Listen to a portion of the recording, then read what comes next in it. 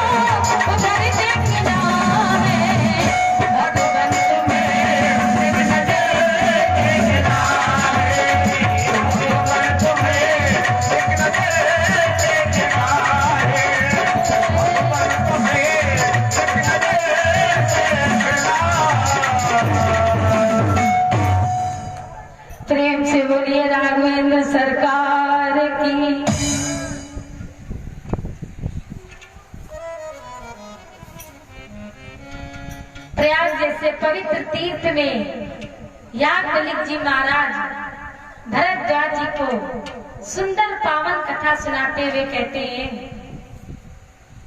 भगवती पार्वती प्रभु शिव जी की तपस्या करने के लिए वन की ओर चल पड़ी और वन में जब पहुंची तो तपस्या करने लगी और तप का प्रभाव हुआ कि 1000 वर्ष तक पार्वती जी ने जब तप किया तो 1000 वर्ष तक कंदमूल फल खाए और कंदमूल फल खा करके तपस्या की और कुछ दिन साग खाया। याज्ञवल्क्य जी महाराज सुंदर चौपाइयों में वर्णन करते हैं, संबत सहस मूल फल खाए, साग खाए 7 वर्ष गंवाए। इसके बाद पार्वती जी ने 100 वर्ष तक हरा साग खाया और वो जो बिना पका हुआ हरा साग खाया और कुछ दिन भोजन बाद बताशा किए, कठिन कुछ दिन उपवास। हम लोग एक दिन व्रत करते हैं तो दूसरे दिन लगता है कि जल्दी भोजन हो। और पार्वती जी ने शिव जी को पाने के लिए कितना कठिन तप किया। तो कुछ दिन भोजन बारी बतासा, कुछ दिन भोजन किया और पार्वती जी कुछ दिन जल पी करके ही रही। बारी माने जल और बतासा। बतासा आप लोग ये न समझ लेना जो परीक्षित जी पूजन में चढ़ाए जाते हैं, और ना ये समझ लेना जो माताएं खाती हैं पानी के बतासा। बतासा बात आशा, बात कहते हैं वायु को। तो पार्वती जी ने इतना कठिन तप किया कि कुछ दिन केवल वायु का सेवन करके ही व्रत रही। और पार्वती जी तपस्या जब उनकी बढ़ने लगी, कठिन तप किया, उपवास किया, तो पार्वती जी के मन में एक दिन बात आई कि ये जो बेल पत्र हैं ये शिव जी पर चढ़ाए जाते हैं। तो पार्वती विचार करने लगी कि मेरे स्वामी को ये बेल पत्र अत्यधिक प्रिय है। तो जो बेल पत्र नीचे गिर जाते थे और सूख जाते थे, तो वो बेल पत्र सूखे हुए उठा करके पार्वती जी ग्रहण करती थी, खा लेती थी। तभी तो उनका नाम अपर्णा पड़ा। और बेल पत्र कितने दिन खाए? 3000 वर्ष तक भगवती पार्वती जी ने सूखे बेल पत्रों का सेवन किया। और भगवान की, भोलेनाथ की तपस्या की। इसके बाद कुछ दिन के बाद पार्वती जी ने इसको भी त्याग दिया। और अब जब पार्वती की साधना बढ़ती गई तो पार्वती जी का शरीर कैसा हो गया? दुबला पतला। और एक दिन आकाशवाणी हुई कि पार्वती, तुम्हारी जो तपस्या है, तुम्हारी जो साधना है, तुमने जो शिव की प्राप्ति के लिए तप किया है, इतना कठोर तप किया है, वो तपस्या तुम्हारी पूर्ण हुई। आज जब ये ऐसी आकाशवाणी सुनी और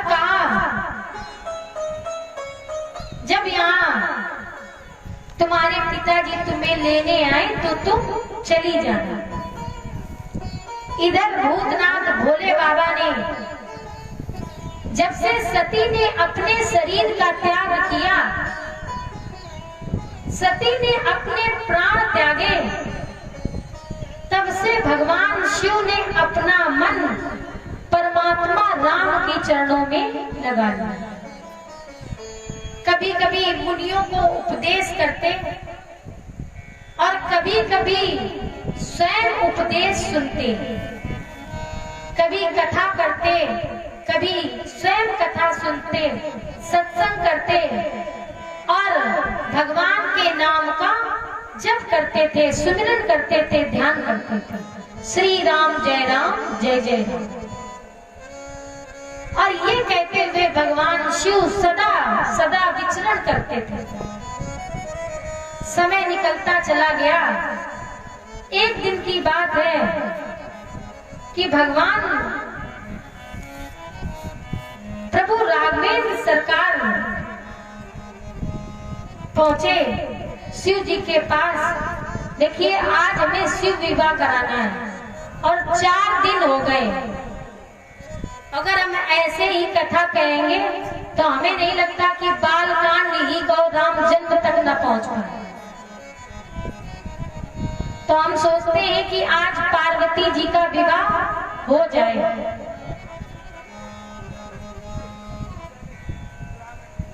भगवान शिव के सामने प्रभु राघवेंद्र सरकार प्रकट हो गए और राघवेंद्र सरकार ने भगवान शिव से कहा, भोले बाबा से कहा कि भोले, क्या तुम्हें पता नहीं है पार्वती का जन्म हो चुका है और सती ने जो शरीर त्यागा, अब वो सती पार्वती के रूप में प्रकट हो गई है। बहुत प्रकार से भोले बाबा को राघवेंद्र सरकार ने बताया और बताते हुए कहते हैं, बहुविध राम शिवहि समुझावा,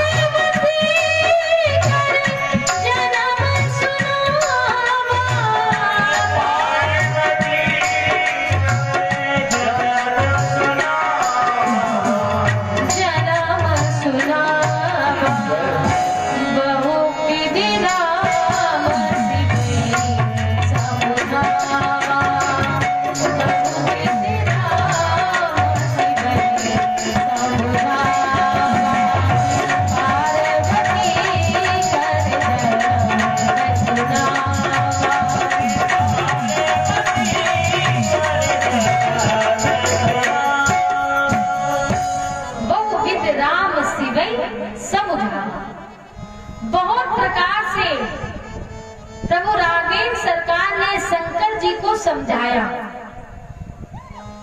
कि तुम अब अकाम नहीं रहो, तुम्हारी पत्नी पार्वती के रूप में जन्म ले चुकी है और पार्वती जी के जन्म का पूरा प्रसंग प्रभु राघवेंद्र ने शिव जी को सुनाया और कहा कि वरदान तो हम ही ने दिया था। जब सती ने अपने शरीर का त्याग किया तो वरदान तो हम ही से मांगा था। सती मरत और हरि सन बर मांगा। वरदान तो आज राघवेंद्र सरकार कह रहे हैं कि जब मरते समय वरदान मांगा था तो वो वरदान तो हम ही से मांगा था। अब जिसने वरदान दिया है आज वही इसको पूरा करेंगे। तो भगवान बता रहे हैं कि तुम अब ये अकाम मन छोड़ दो और पार्वती जी का जन्म हो चुका है और आज प्रभु राघवेंद्र सरकार शिव और पार्वती जी को मिलाने का कार्य कर रहे हैं और प्रभु राघवेंद्र सरकार स्वयं ये कार्य करने आए हैं। पार्वती जी का पूर्ण विस्तार से प्रसंग सुनाया और परमात्मा राम बोले भोले बाबा को बताया कि आप विश्वास है और पार्वती श्रद्धा है और श्रद्धा विश्वास के साथ ही अच्छी लगती है। इसलिए तुम पार्वती से विवाह कर लो। और प्रभु राघवेंद्र सरकार भोले बाबा को समझा रहे हैं एक सुंदर से दोहे में। अब विनती मम सुनो शिव, जो पर निज नेह, जाई विवाह सैल जई, यह मोहि मांगे।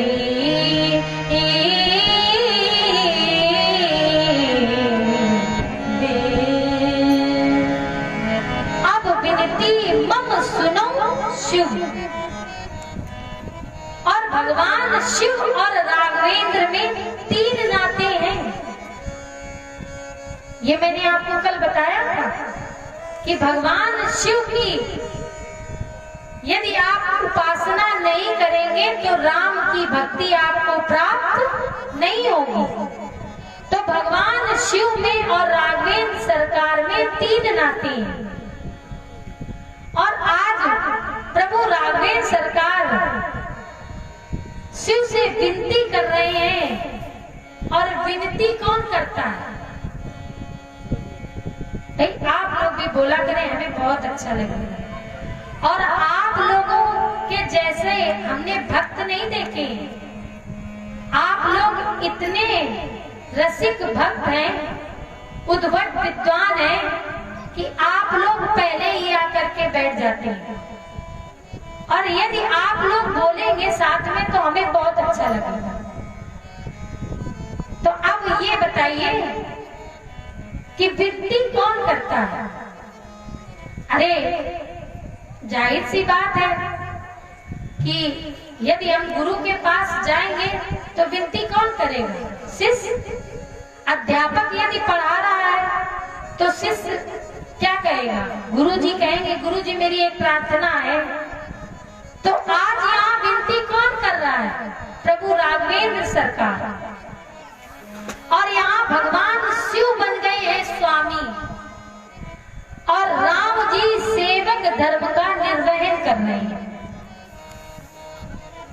और मैंने ये बात आपको बताई कि शिव और राम में कोई अंतर नहीं है, एक दूसरे के पूरक हैं, एक दूसरे के भक्त हैं।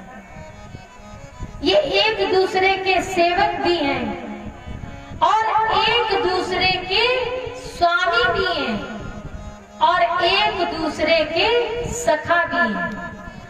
कल हमने विवाह के लिए कह दिया तो आज भीड़ कम हो गई। कल विवाह की चर्चा की तो आज माताएं और भाई लोग हमारे लग रहा है जन्म उत्सव में ज्यादा थक गए।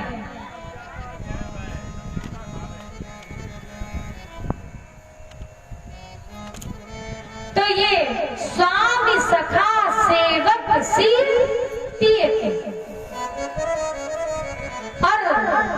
कभी भोले बाबा मालिक बन जाते हैं तो राम जी क्या बन जाते हैं? सेवक। और कभी राम जी मालिक बन जाते हैं तो भोले बाबा क्या बन जाते हैं? सेवक। आपस में मित्र बन जाते हैं और ये तीनों नातों का निर्वहन परस्पर करते हैं। अब इनमें कोई भेद नहीं है। और प्रभु राघवेंद्र सरकार कहते हैं, अब विनती मम सुनो शिव। विनती है मेरी जो मुंह पर निज ने। यदि मुझ पर तुम्हें प्रेम है, स्नेह है, तो मेरी प्रार्थना है, इसको तुम सुनो। अब ये बात कौन सी हो गई? सेवक धर्म की। और कह रहे हैं जाई विवाह शैल जई। भगवान कह रहे हैं कि शैल कुमारी से विवाह कर लो जा करके। और तो ये क्या बन गई? ये आज्ञा बन गई। तो मित्रवत व्यवहार है, तीनों प्रकार का नाता करते हैं। और कह रहे हैं ये मोई मांगे देव। और अब ये भी कह रहे हैं कि जो हम कह रहे हैं ये मोई मांगे देव, अब आज्ञा भी कर रहे हैं। तो ये तीन धर्मों का निर्वहन राम जी ने किया। और शिव राम की उपासना करते हैं और राम शिव जी की उपासना करते हैं। शिव और राम में कोई भेद नहीं है।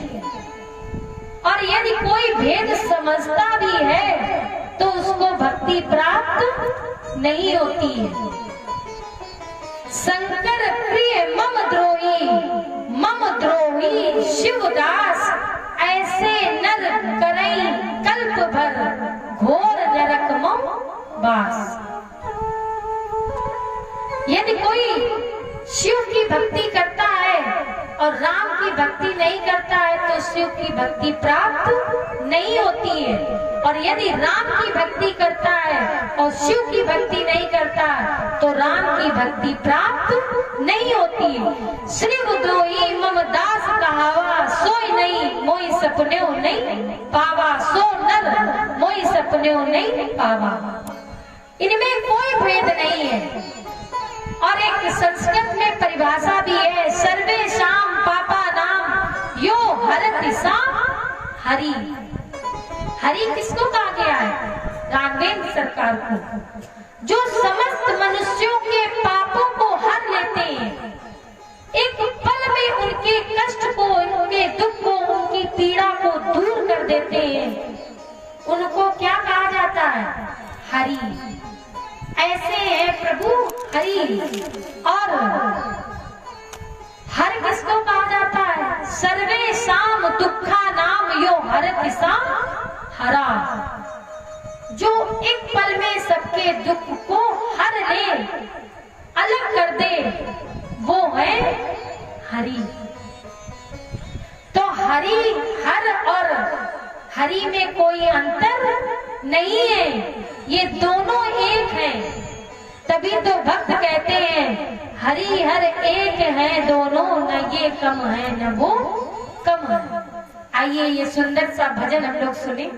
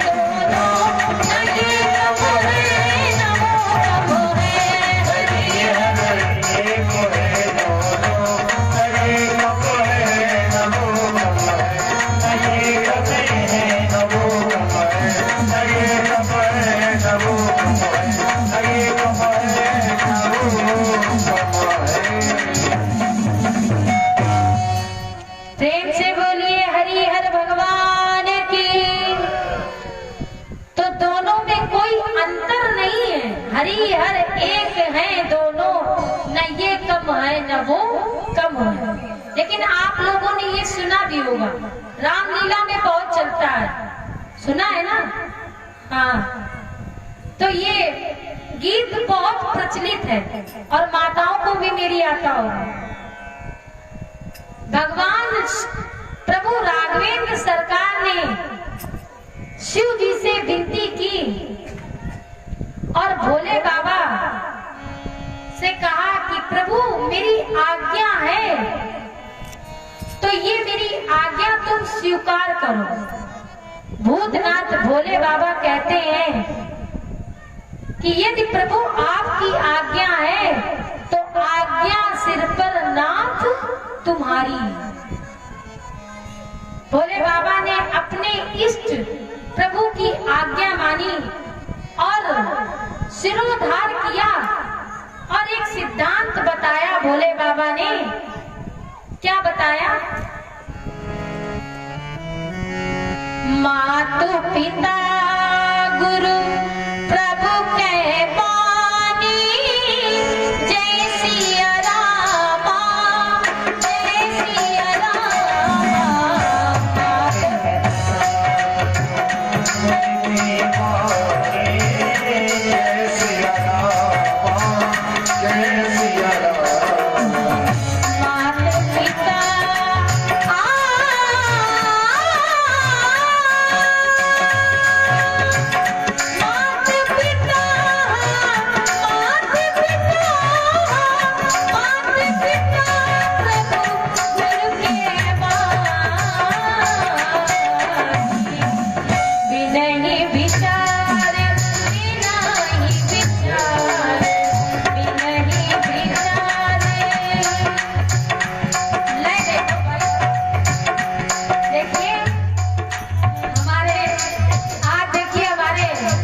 संदीप भैया भी आए, एक छोटा सा था और यही इसी यहाँ जो जिसमें कथा हुई थी पहली बार ये यही मिला।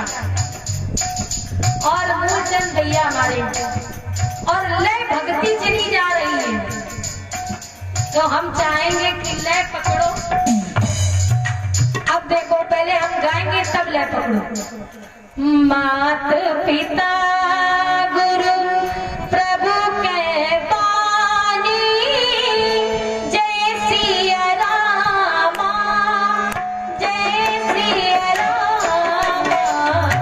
मात पिता गुरु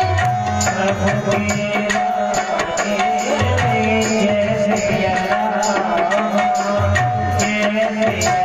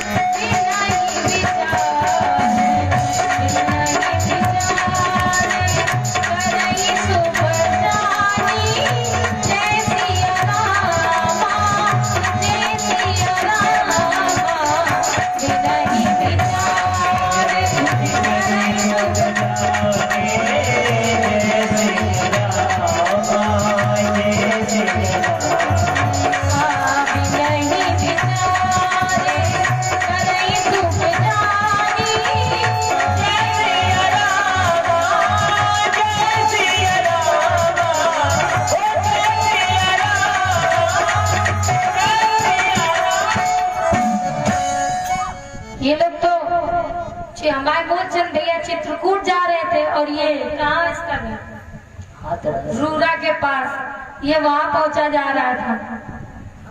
तो भैया रस्सी पकड़नी पड़ती है लोगों की भी। मात पिता गुरु प्रभु के बानी, माता की, पिता की और गुरु की, इनकी वाणी को सदैव सत्य मानना चाहिए। विनय विचार, विचार विमर्श नहीं करना चाहिए। विनय विचार करें शुभ जानी। माता यदि आज्ञा दे तो पुत्र का धर्म है कि माता की आज्ञा माने। पिता यदि आज्ञा दे तो पुत्र का धर्म है कि पिता की आज्ञा माने। गुरु यदि आज्ञा दे तो शिष्य का धर्म है कि गुरु की आज्ञा माने। लेकिन जो ये चौपाई है, मात पिता गुरु प्रभु के बानी और विनय विचार करें शुभ जानी। लेकिन अब बच्चे ऐसा नहीं करते। अब पिताजी चिल्लाते रहते हैं, बच्चे अपना चलते रहते हैं, अब नहीं सुनते हैं। तो यदि रामचरितमानस जीवन में उतारना है तो इस चौपाई को पहले आप उतार लीजिए। यदि ये चौपाई आपके उतर गई तो समझ लीजिए संपूर्ण रामायण आप में आ गई, आ जाएगी, उतर जाएगी। और अगर कोई पुत्र अपने माता पिता के रोज चरण स्पर्श करे प्रातः काल करके, तो उसकी तकदीर बदल जाएगी। लेकिन अब पैर छूने में अब लोग शर्माने लगे।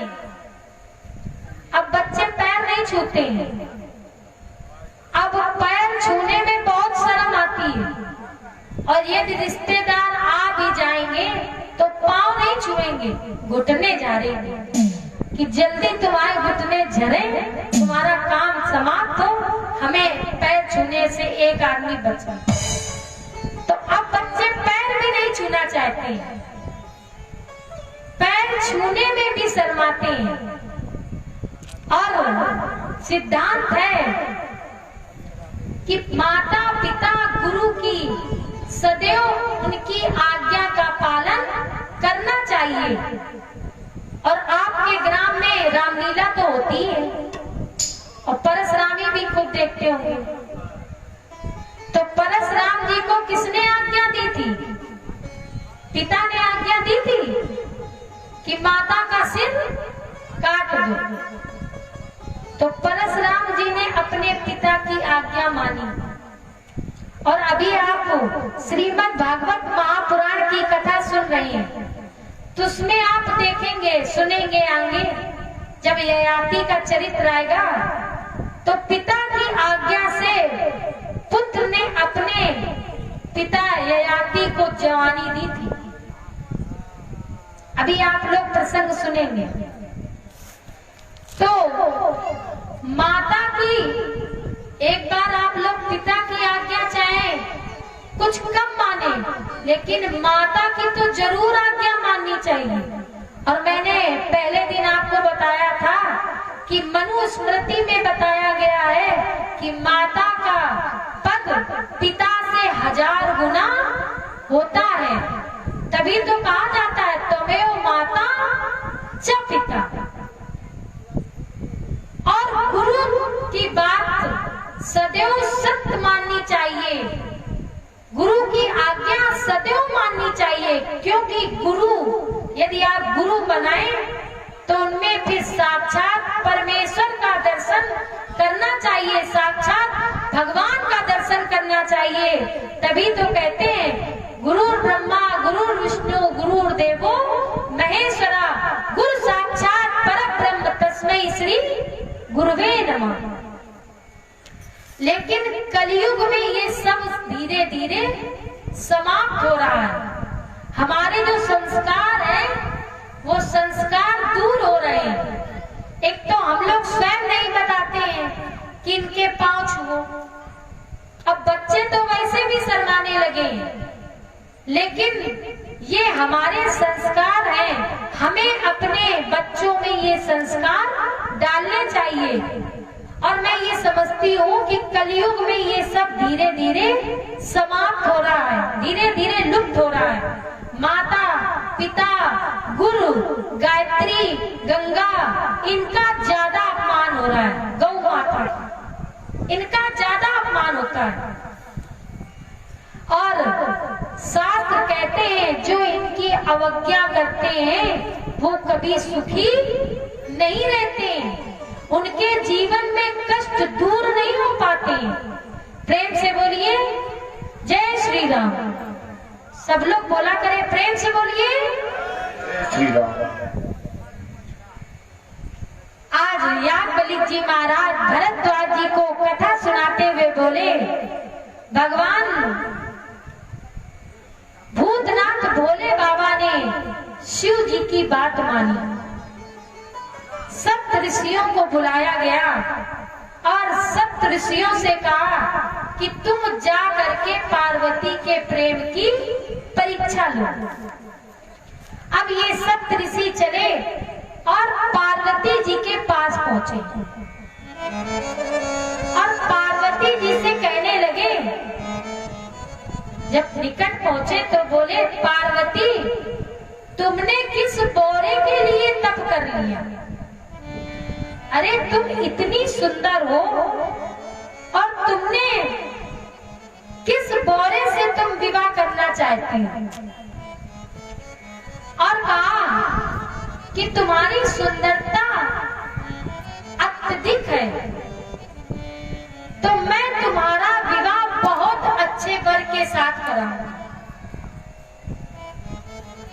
और सप्त ऋषियों ने भगवान हरि की, विष्णु की सुंदरता का वर्णन किया और कहा कि मैं तुम्हें इतना सुंदर पति दिलाऊंगा, इतना सुंदर पति से तुम्हारा विवाह कराऊंगा।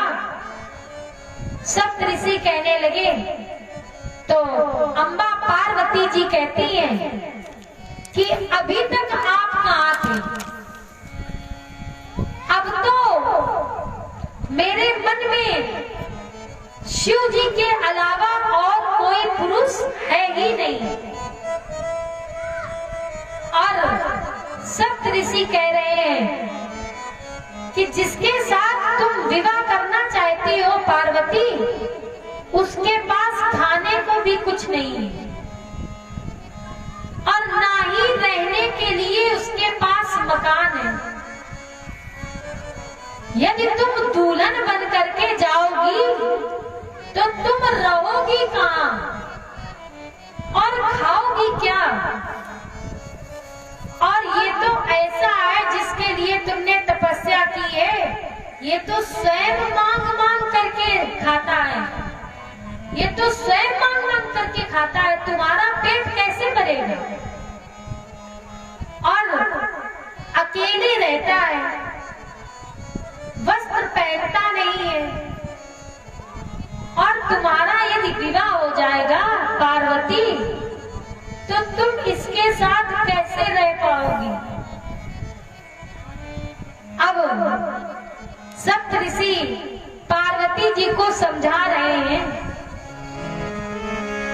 अब सुख सोवत सोच नहीं, भीख मांग भव खाई, सहज एकाकिन के भवन, कबहु किनारे खटाई।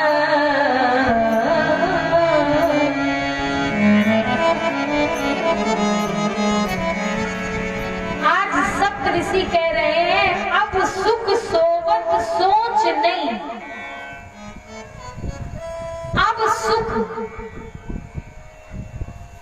आज सप्त ऋषि बता रहे हैं, पार्वती जब से तुमने अपने शरीर का त्याग किया सती के रूप में, तब से भोले बाबा सुख से सो रहे हैं। और नहीं तो जब तक तुम थी तब तक सुख से सो नहीं पाए, अब सुख से सो रहे हैं।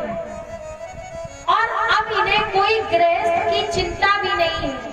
भाई जब परिवार ही नहीं है तो गृहस्थ की चिंता कर क्या करें? तो सप्त ऋषि बता रहे हैं कि अब इन्हें चिंता भी नहीं है और गृहस्थी का जो जंजाल था, जब से तुम गई हो वो जंजाल भी खत्म हो गया। अब ये चैन से सो रहे हैं। सब ऋषि मानो कह रहे हैं कि सती जब से तुमने प्राण त्यागे हैं उसके पहले भोले बाबा नहीं सोए हैं, और जब से प्राण त्यागे हैं तब से आराम से सो रहे हैं। और बताया समझाया कि मेरी बात मान लो, तुम विष्णु के साथ अपना विवाह कर लो।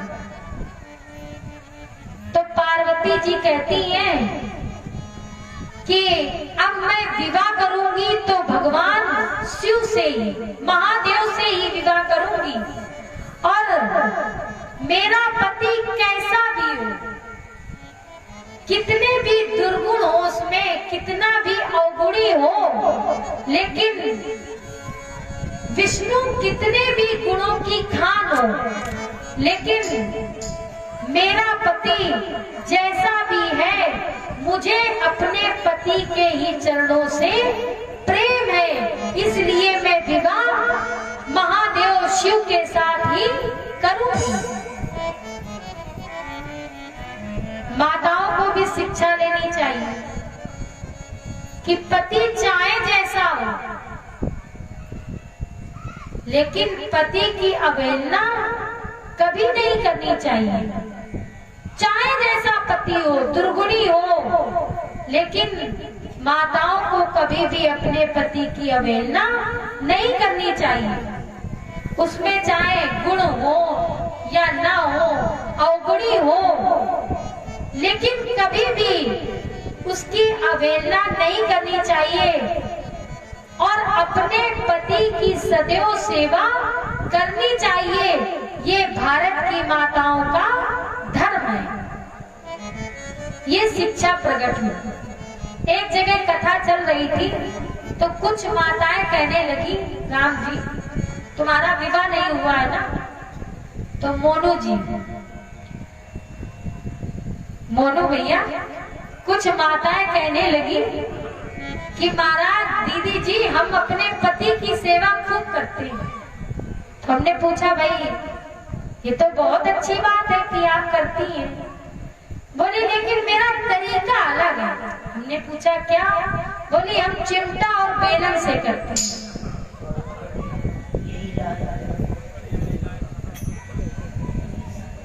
लेकिन मोनू कह रहा है यही लग, हमें लग रहा है इसके साथ होता है।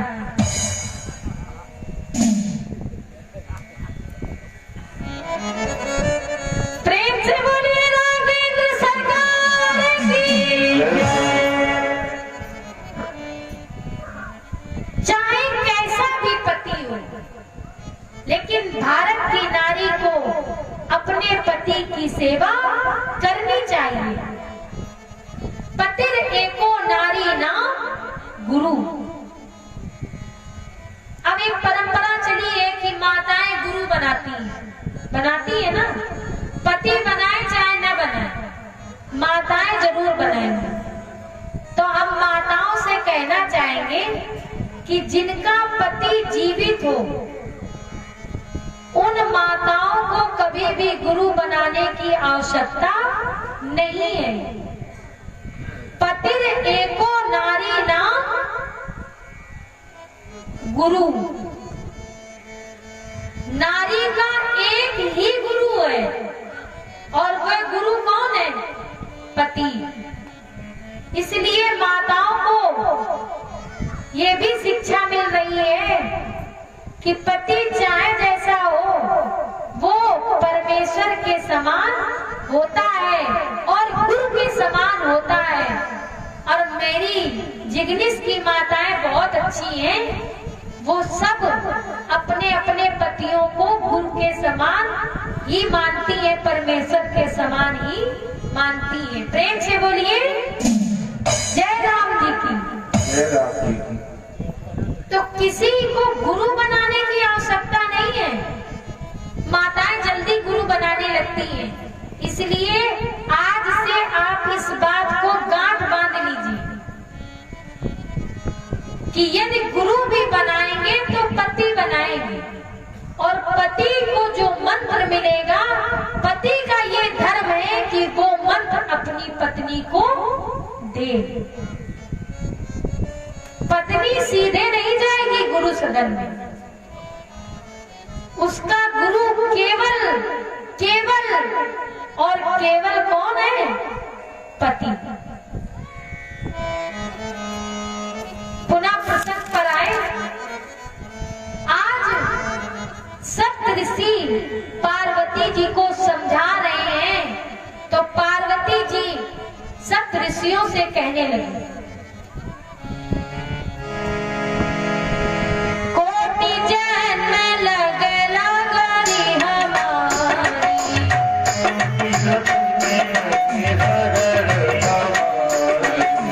कोटि जन्म लग लगरी हमारी, कोटि जन्म लगरी हमारी, कोटि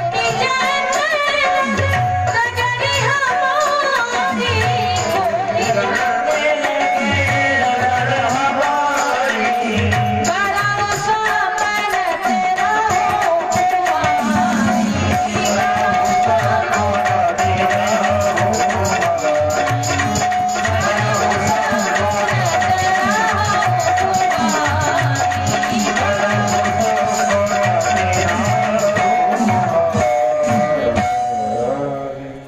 कह रही है करोड़ों जन्म लेंगे, लेकिन यदि विवाह करेंगी, मेरी एक प्रार्थना है सप्तऋषियों से कि यदि मैं विवाह करूंगी तो केवल शिव से करूंगी, नहीं तो मैं कुंवारी ही रहूंगी। तब सप्तऋषि कहते हैं एक सुंदर से दोहे में,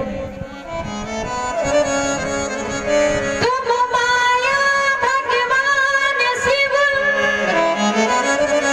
सकल जगत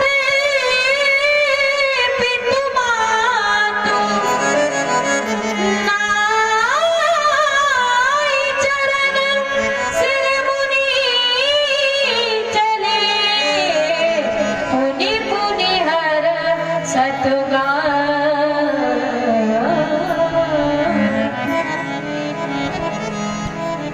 आज जय जयकार की सप्तऋषियों ने और कहा कि आप संपूर्ण जगत की माता हैं और भोले बाबा पिता हैं, और ऐसे में चरणों में आपके प्रणाम करता हूँ।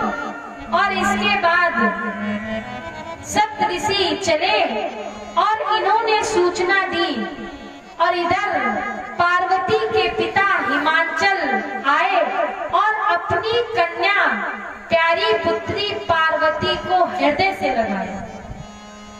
इतना कठिन तप किया, तो आज पिता ने जब पुत्री को देखा तो देख करके हृदय से लगाया, और हृदय से लगा करके पार्वती को अपने साथ वापस घर ले आए। सप्तऋषि चले और इधर तारक असुर का जन्म हुआ, और इसने देवताओं के ऊपर आतंक करना शुरू कर दिया, प्रारंभ कर दिया। देवता सब इसके आतंक से भयभीत होने लगे, और जब तारक असुर आता तो पृथ्वी कांपने लगती और आकाश थर्राने लगता। अब सब देवता ब्रह्मा जी के पास पहुंचे और ब्रह्मा जी की स्तुति की। जब ब्रह्मा जी की स्तुति की तो ब्रह्मा जी ने बताया कि तारक असुर को वही मान सकता है जो शिव और पार्वती से जन्म पुत्र होगा। उनके शुक्र से जो उत्पन्न पुत्र होगा वही तारक असुर का वध कर सकता है।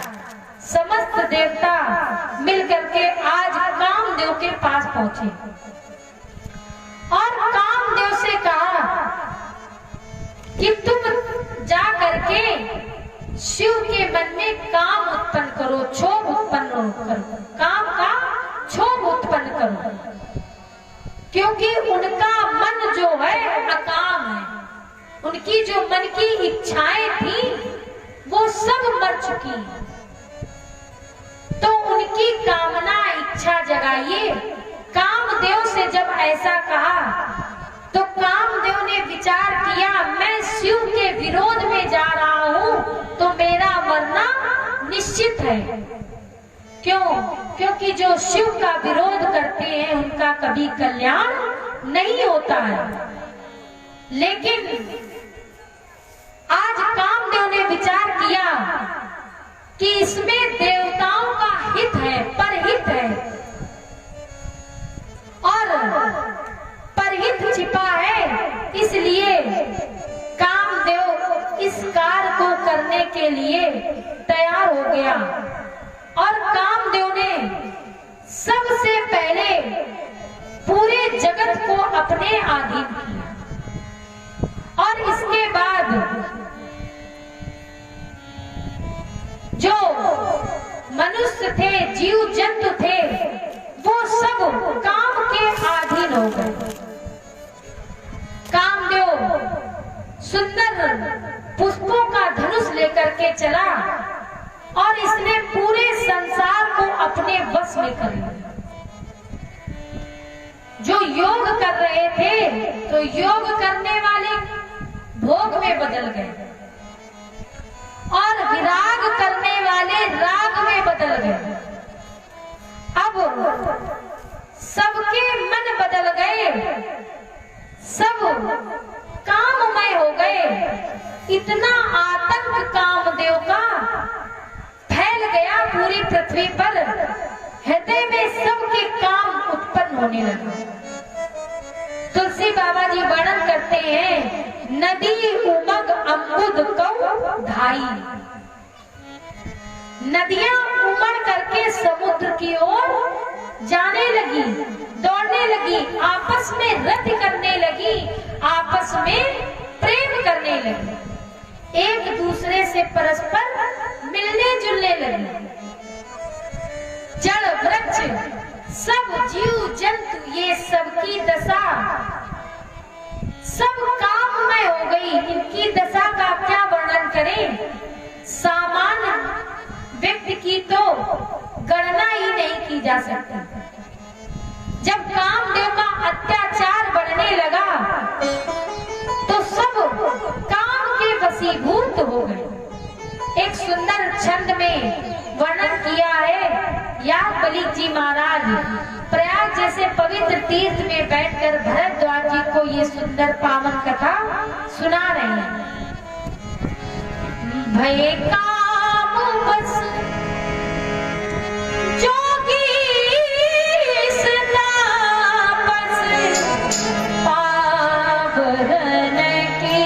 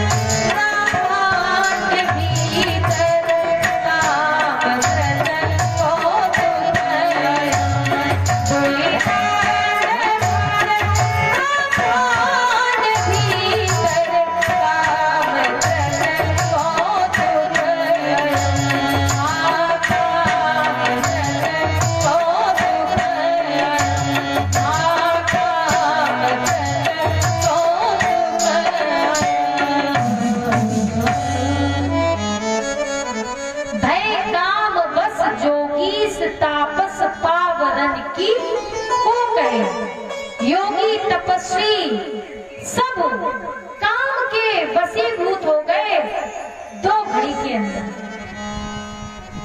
2 घड़ी में कामदेव ने सबको अपने बस में कर लिया। लेकिन कुछ लोग ऐसे भी बचे थे जिनके ऊपर काम का कोई प्रभाव नहीं पड़ा। धरी न काहू धीर, सबके मन मन सीज हरे, जे राखे रघुबीर, ते उबरे ते काल महु। धरी न काहू धीर, सबके मन मन सिज हरे। कामदेव ने सबके मन को हर लिया, लेकिन जे राखे रघुबीर, जो राघवेंद्र सरकार की शरण में चले गए, उनकी चरण शरण में उनके पांव पकड़ लिए, जो उनके भक्त थे, उन पर इसका कोई बुरा प्रभाव नहीं पड़ा और उनकी कोई हानि नहीं हुई। इतनी आपत्ति आई कि सब काम के वशीभूत हो गए, लेकिन राम जी की जिन पर कृपा थी, जा पर कृपा राम की होए, ता पर कृपा करे सबको। जिस पर भगवान की कृपा हो, उसका क्या कोई बाल बांका कर सकता है। आज कामदेव ने एक आम के पत्ते के पीछे छिप गया, पल्लव के पीछे छिप गया, और वहीं से छिप करके कामदेव ने बाण चलाया। और जो ही बाण चलाया तो ये बाण, शिव जी समाधि में बैठे हुए थे, तो ये बाण जाकर के प्रभु शिव जी के हृदय में लगे। और जब उनके हृदय में ये बाण लगा तो समाधि खुल गई। और समाधि खुली, शिव जी ने इधर उधर देखा तो कोई दिखाई नहीं पड़ा। तब भगवान भूतनाथ भोले बाबा ने अपना तीसरा नेत्र खोला। तब शिव तीसर नयन उघारा और चितवत काम भयो चली। और जैसे ही तीसरा नेत्र प्रभु का खुला, शिव जी का खुला, महादेव का नेत्र तीसरा खुल गया, तो कामदेव जल करके भस्म हो गया। और कथा का भाव लें, तीसरा नेत्र है वैराग्य का। और जब वैराग्य की दृष्टि पड़ती है राग पर, तो क्या होता है, वो नष्ट हो जाता है। तो आज भगवान शिव की जब दृष्टि पड़ी कामदेव पर, तो कामदेव जल करके भस्म हो गया। और इधर इसकी जो पत्नी थी रति, ये रोते रोते भगवान शिव के पास पहुंची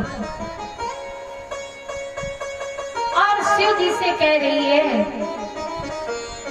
कि प्रभु, आपने मेरे पति को समाप्त कर दिया, अब मैं अपने पति के अतिरिक्त कैसे जी पाऊंगी, मैं पति के बिना कैसे जीवित रहूंगी। तब भोले बाबा ने समझाया और कहा कि रति, तुम दुखी मत हो, तुम्हारा पति तुम्हें द्वापर में मिलेगा। और भगवान शिव रति से कहने लगे, जब जदुवंश कृष्ण अवतार,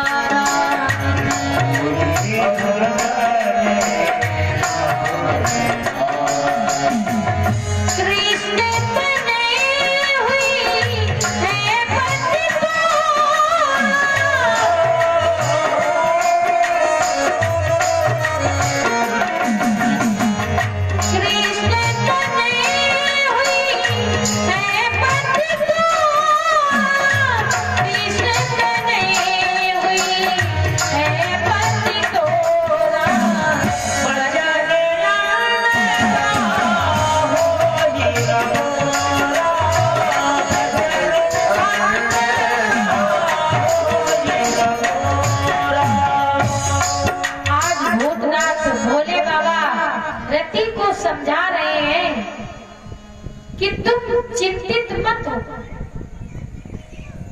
जो द्वापर में भगवान कृष्ण होंगे, उनका जो पुत्र होगा वही तुम्हारा पति होगा। लेकिन आज से ये जो तुम्हारा पति है, इसको शरीर नहीं है लेकिन अनंग है, दिखाई नहीं पड़ेगा।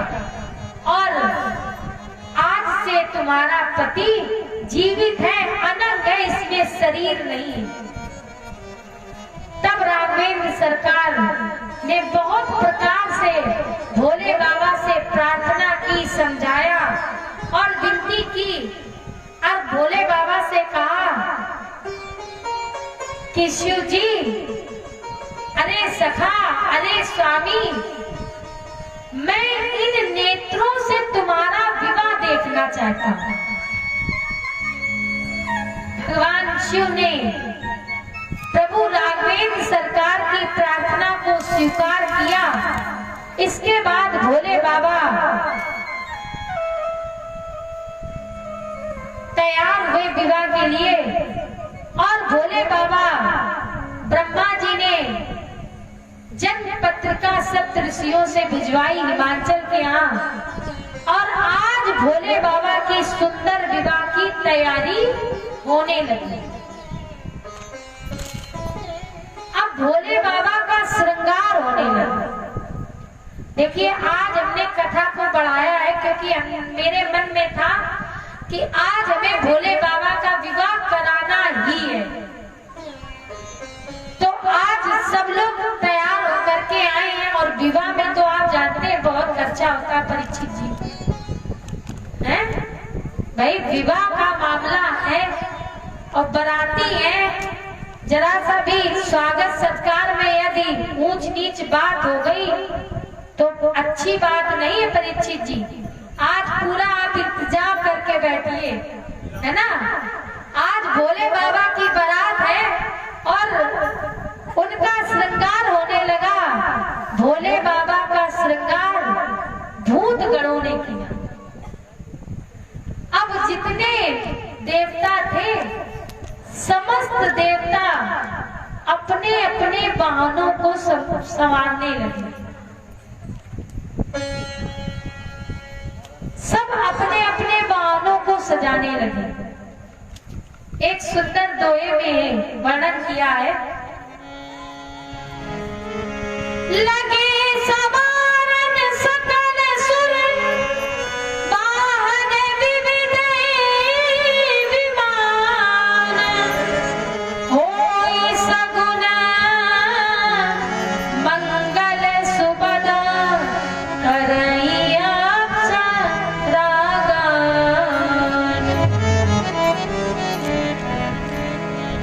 लगे सवारन सकल सुर। सुर देवता लोग, वाहन विविध विमान, जिसके जो वाहन थे, विमान थे, वो सब सजाने लगे। और ऐसा होता भी है, होता है कि नहीं परीक्षित जी? भाई मान लीजिए आप पुत्र का विवाह करें और रिश्तेदार आते हैं तो पहले क्या करते हैं? खूब गाड़ी को धुलवाते हैं, चकाचक पुछवाते हैं, फिर उसको सजवाते हैं। तो सब लोग अपनी अपनी गाड़ियों को धुलवा रहे हैं।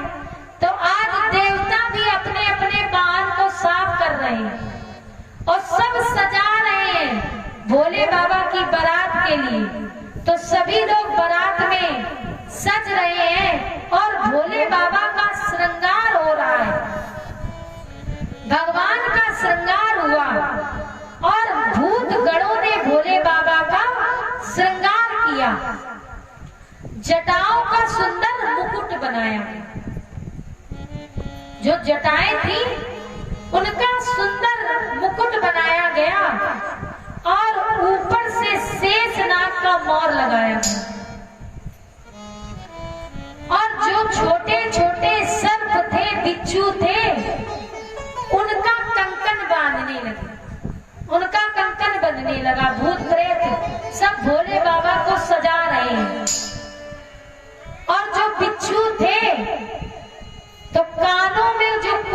थे वो काहे के थे?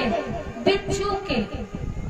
आज बिच्छू के कुंडल पहनाए जा रहे हैं भोले बाबा को, और पटुका पहनाया जाता है, दूल्हे को पटुका पहनाया जाता है, तो पटुका पहनाया जा रहा है। अब पटुका जानते हैं किसका बनाया गया? केहर सिंह की छाल का पटुका बनाया गया। आज बागंबर का पटका बनाया गया है, और भोले बाबा को भूतगण सजा रहे हैं और भोले बाबा सज रहे हैं। तो आइए हम लोग भी भोले बाबा की बारात में चले और शामिल हो। सब लोग सज रहे हैं तो हम लोग भी सजे और सब लोग चले भोले बाबा की बारात में। सज रहे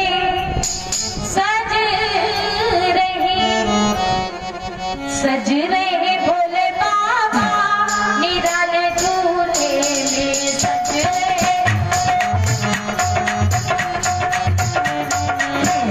रहे भोले बाबा।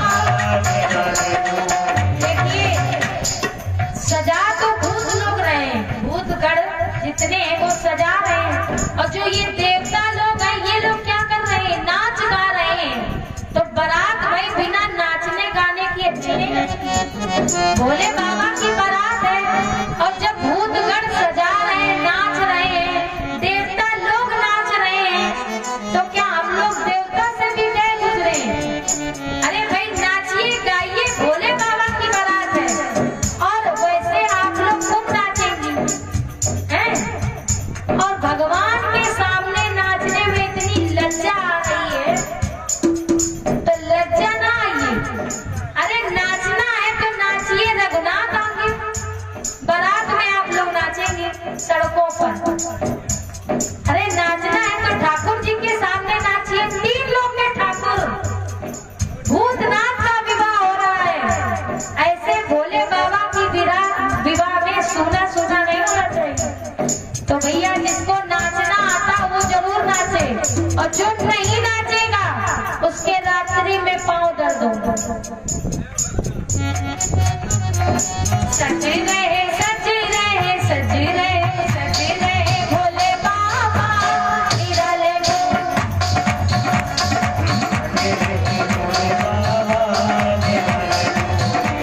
निराले दूल्हे में मतवाले दूल्हे में निराले दूल्हे में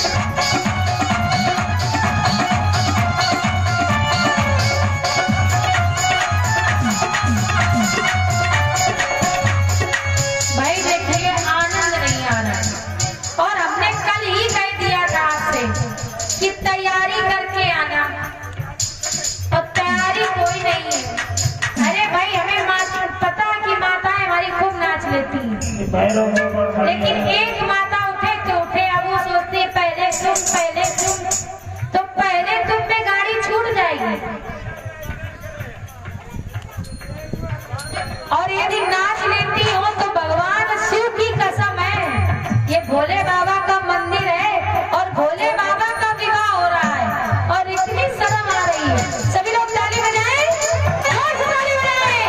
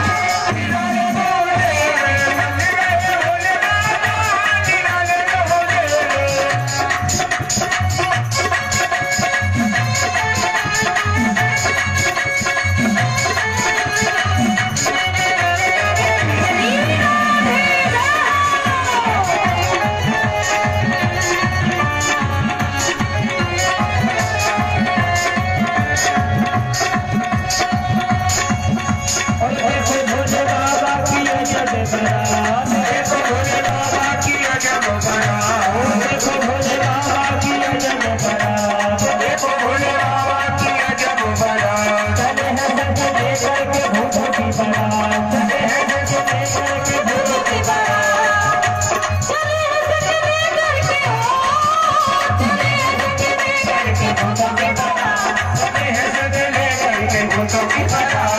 सजी रहे भोले बाबा,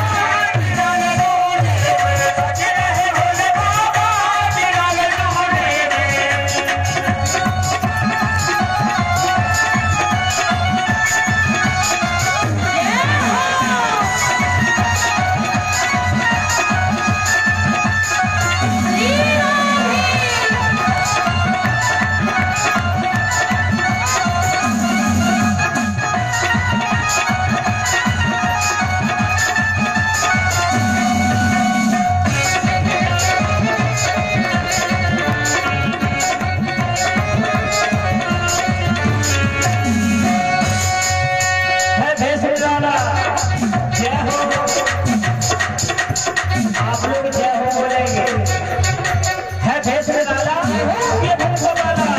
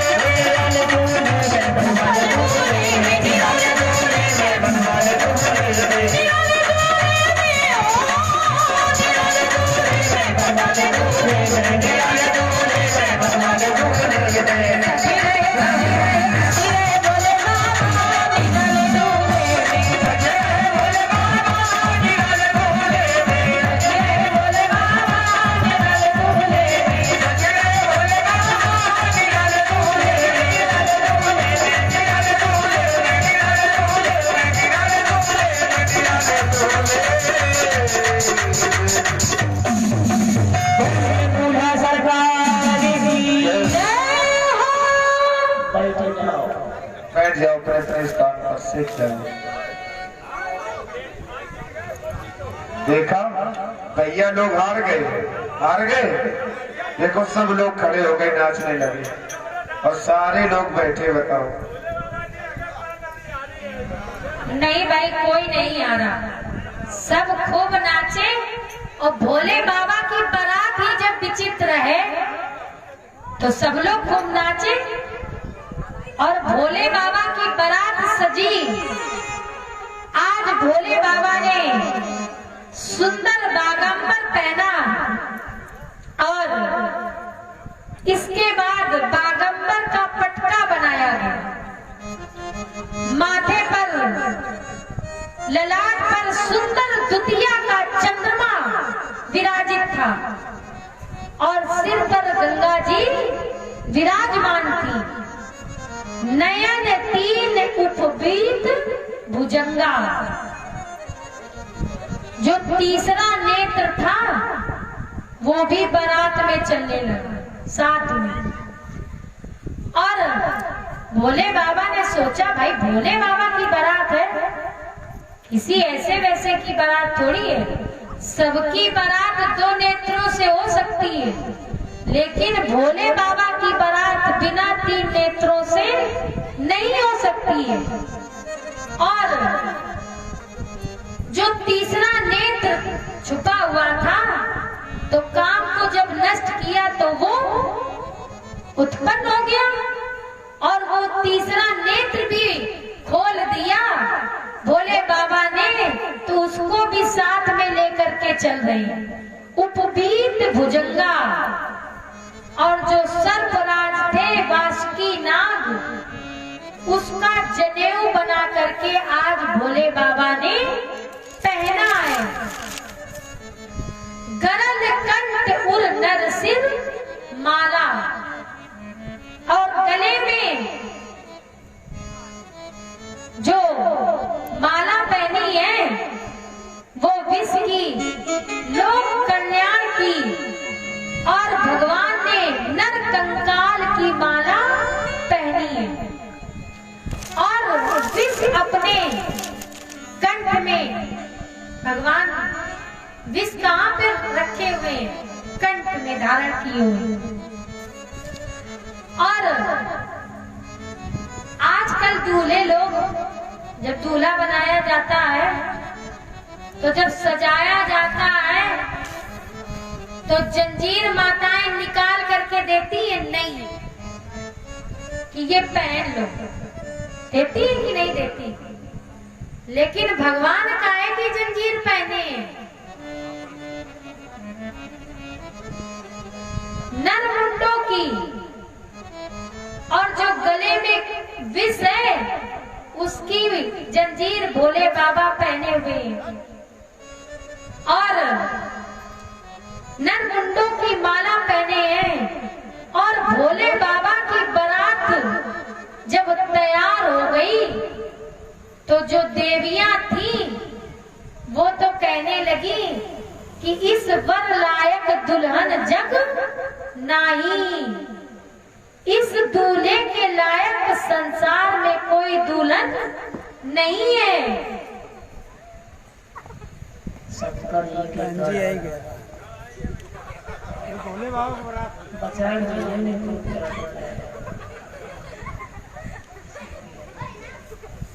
और जब सब बाराती तैयार हो गए तो विष्णु भगवान कहने लगे अरे बाराती तो बहुत है, इंद्र भी बारात में, वरुण देवता भी बारात में, पवन देवता भी बारात में, भूत प्रेत तो थी, शिव जी का तो परिवार था ही इतना लंबा, और फिर देवी देवता भी सब आ गए। तो जब विष्णु जी ने देखा तो कहने लगे कि ऐसा करो कि सब लोग अपना अपना समुदाय बना करके अलग अलग चलो, समुदाय बना करके। ऐसा नहीं होता है कि जो जवान बच्चे होते हैं उनका समुदाय अलग होता है, जो वृद्ध लोग होते हैं वो अपना अलग रखते हैं, और जो माताएं होती हैं, बहनों में मिलती हैं, अपना अपना जोड़ा बना लेती हैं। तो वैसे ही आज विष्णु भगवान ने कहा कि अपना अपना जोड़ा बना करके चलते। अब सब भोले बाबा की बारात में चलने लगे। भगवान याज्ञवल्क्य जी महाराज से आज भरद्वाज जी पूछ रहे हैं कि कैसे कैसे लोग बारात में गए। तो याज्ञवल्क्य जी महाराज बताते हैं अपने शिष्य भरद्वाज जी को।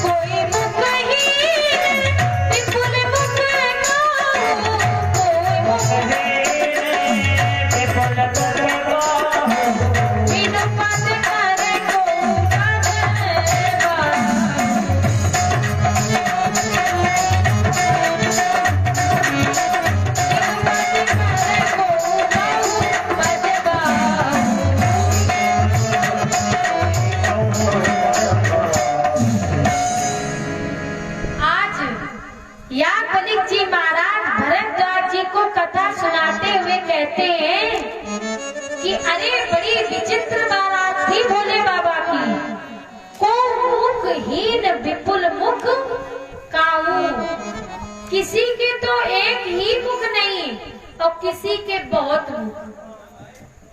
ऐसे बाराती हैं। और कोई तो ऐसा है कि उसके मुख तो है लेकिन पांव नहीं है,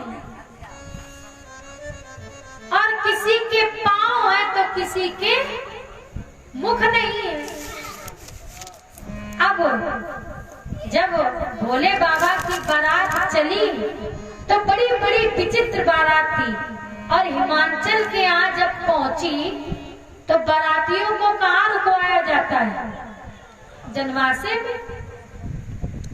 तो सुंदर जनवासे में रुकवाया गया और खुद सुंदर पकवान की व्यवस्था थी। रसगुल्ले, छेने, मिठाई, रसमलाई, चाट, पकौड़ी, यही सब होता है। तो पूरी व्यवस्था चकाचक थी, परीक्षित जी की व्यवस्था। फिर कोई बाराती क्या भूखा रह सकता है? इतनी चकाचक व्यवस्था। अब जो कन्या पक्ष के लोग थे तो जब नाश्ता देने चले तो किसी के तो पैर ही है, अब पत्तल वो डाले कहाँ, मुख दिखाई नहीं पड़ रहा है। तो आवाज आ रही कि यहीं रख दो। अब किसी के मुख है तो हाथ नहीं है, तो अब वो सोच रहे हैं कन्या पक्ष वाले कि ये खाएंगे कैसे। तो भूत प्रेत किया, बाराती है तो वो कह रहे हैं यहीं रख दो, यहीं रख दो। अब किसी किसी के 4 मुख है, तो अब ये जनवासे वाले सोच रहे हैं कि हम इन्हें कितनी पत्तल डालें, 1 डाले कि 4 डाले। तो बड़ा परेशान हो रहे हैं। आज राजा हिमाचल के यहाँ जब बारात पहुंची तो बारात तो बहुत सुंदर थी। सबसे पहले विष्णु जी पहुंचे, फिर इंद्र जी पहुंचे, फिर ब्रह्मा जी पहुंचे, फिर वरुण जी पहुंचे। तो जो कन्या पक्ष के लोग थे जब बारातियों को देखा तो बड़े प्रसन्न हुए। शादी चले रचाने शंकर भूत बजावे थाल। देखिए भोले बाबा की बारात का ये दूसरा गीत है, तो ये भी सुना नहीं रहना चाहिए। शादी चले रचाने शंकर भूत बजावे थाल। छोड़ हुआ हिम की नगरी में सब लोग ताली बजाएं। है ककड़िया। छोड़ हुआ हिम की नगरी में है ककड़िया। चले रचारे शंकर शादी चले रचारे शंकर धून बजावे सोरे हुआ है की नगरी में सुधा है कलमा ताली बजाए भाई। सोरे हुआ है की नगरी में सुधा है कलमा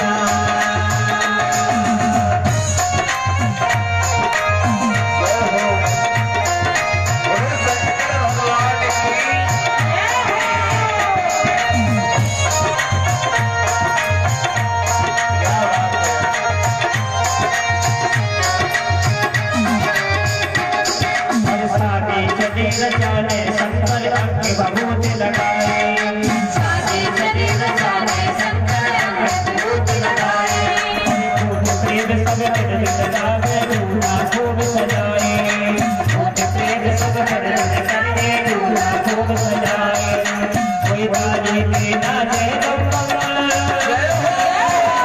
कोई नाचे में बाजे बम्बम गोद बजा बजाए देख बराती अजय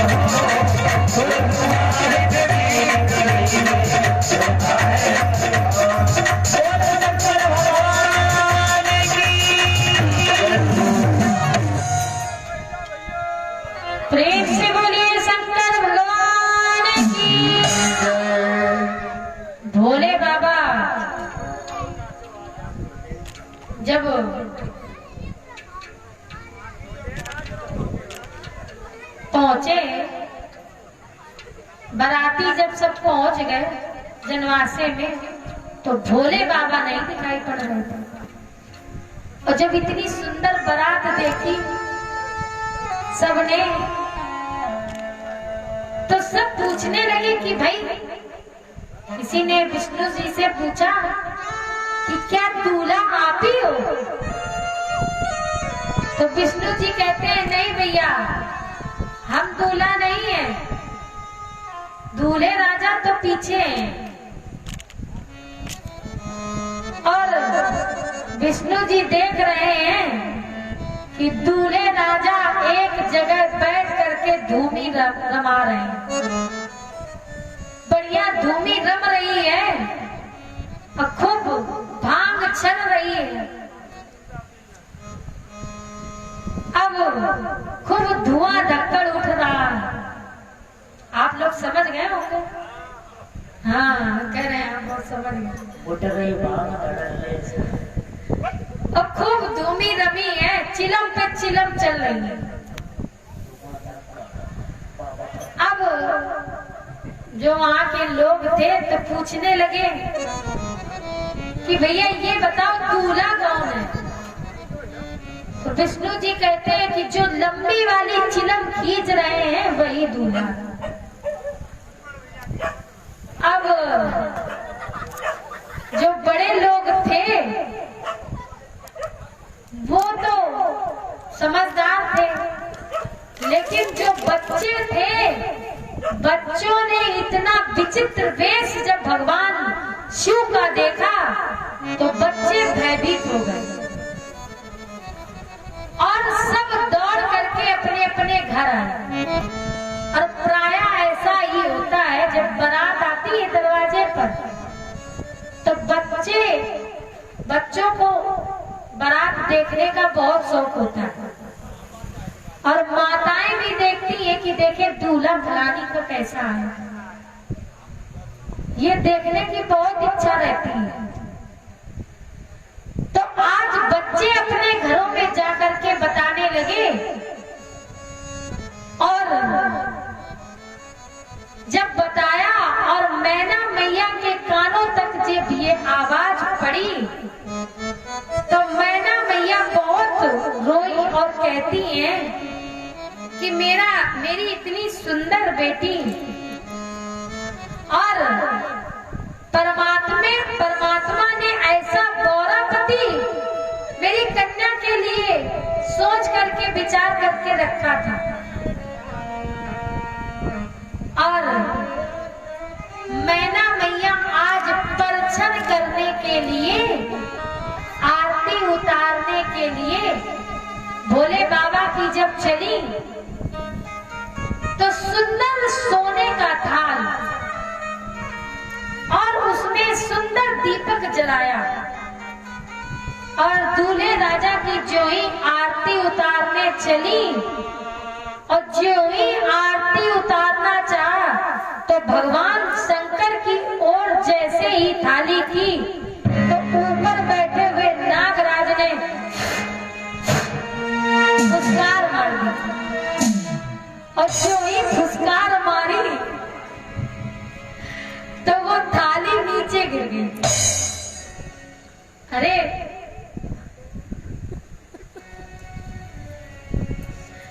अरे भाई, जब सर्पराज फुसकार मारते हैं तो ये तो थाली गिर गई है, बड़े बड़े लोग गिर जाते हैं, दूर भगने लगते हैं।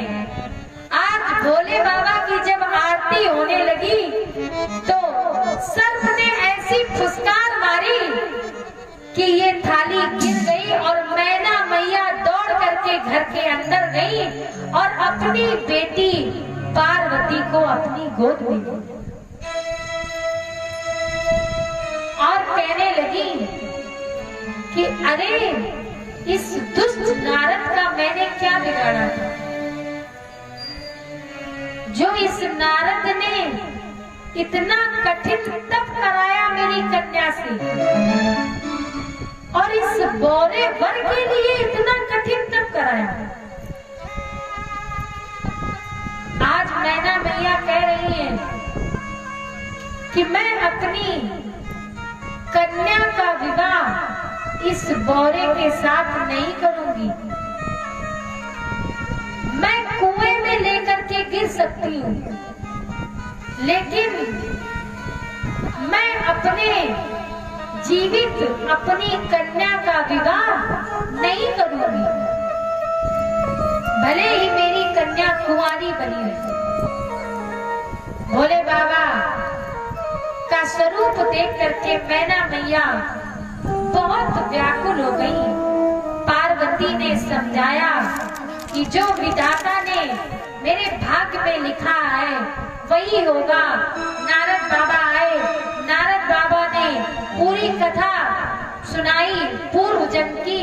इसके बाद और ये भी कहा कि ये पार्वती सदा सर्वदा भगवान शंकर के चरणों की ही दासी है, ये सामान्य बालिका नहीं है। तब भगवान और शंकर का पार्वती का विवाह संपन्न हुआ। अब 11:15 बज चुके हैं और 11:15 नहीं 11:20। तो अब विवाह हो गया है, तो अब यहीं पर हम ये कथा रोकते हैं और कल यहीं से ये कथा हम लोग श्रवण करेंगे और जहां तक हर इच्छा होगी, प्रभु इच्छा, वहां तक कथा चलेगी। ठीक 9 बजे से आप लोग आ जाया करें। तो समय का भी इधर समय अत्यधिक हो जाता है, तो हम चाहते हैं 9 बजे से 11 बजे तक का समय है, तो ठीक 11 बजे कथा का समापन हो जाया करे। समापन तो कभी हो ही नहीं सकता, कथा को विश्राम मिल जाए, क्योंकि हरि अनंत, हरि कथा अनंता, उनके चरित्र अनंत हैं, इसलिए वो कभी समाप्त नहीं हो सकते। तो कल ठीक 9 बजे से आप लोग राघवेंद्र सरकार की पावन कथा सुनने के लिए जरूर पधारें। और एक बात हम आप सब